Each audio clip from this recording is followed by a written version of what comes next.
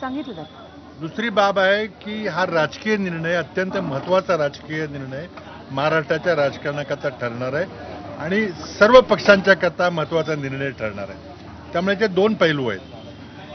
जर घटनात्मक पद्धतीने आपण जर पाहिलं या गोष्टीकडं तर घटनेचं 10वं परिशिष्ट ज्याला आपण पक्षांतर बंदी कायदा म्हणतो, पहिल्यांदा 1985 साली राजीव गांधी पंतप्रधान असताना हा कायदा अस्तित्वात आला.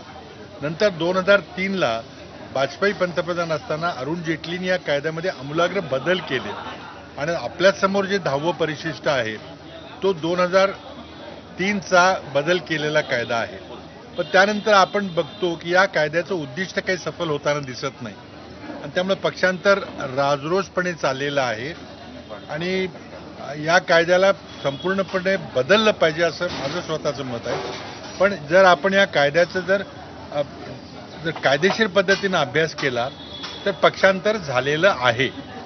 त्यामुळं या शिवसेनेच्या 16 आमदारांना निलंबित केलं पाहिजे, त्यांचं मंत्रिपद रद्द झालं पाहिजे आणि त्यांना पुन्हा मंत्री होता येणार नाही जोपर्यंत ते पुन्हा आमदार म्हणून निवडून येत नाहीत.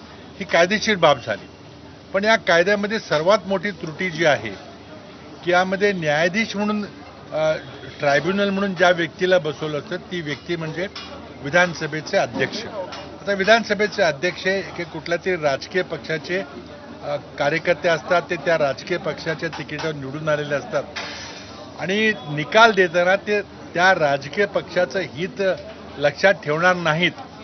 ते रामशास्त्री प्रभुण्यासारखा निर्णय घेतील अशी आजच्या युगामध्ये अपेक्षा करणं चुकीचं आहे.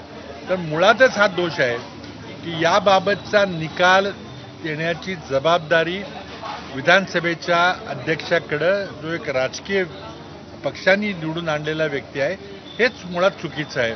आणि त्यामुळं आपण पाहिलं की या निकालाला जवळजवळ 1.5 वर्षापेक्षा जास्त वेळ लागलेला आहे आणि जी इंग्रजीमध्ये प्रसिद्ध म्हण आहे की justice delayed is justice denied. आज त्या मतदारसंघातल्या मतदारांना हे माहिती नाही की आपण ज्या व्यक्तीला ज्या पक्षाला